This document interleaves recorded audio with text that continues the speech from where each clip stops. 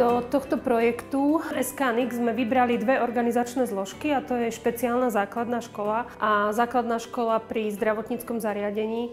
Práve preto, lebo si myslíme, že tieto deti sú najviac ohrozené takými nástrahami internetu, a nie len internetu, ale celkovo takého toho virtuálneho priestoru.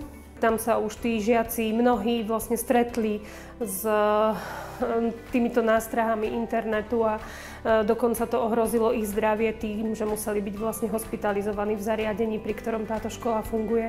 My sme škola, ktorá má malý počet učiteľov, to znamená, že my nemáme učiteľa konkrétne vyškoleného alebo vyučeného v odbore informatika.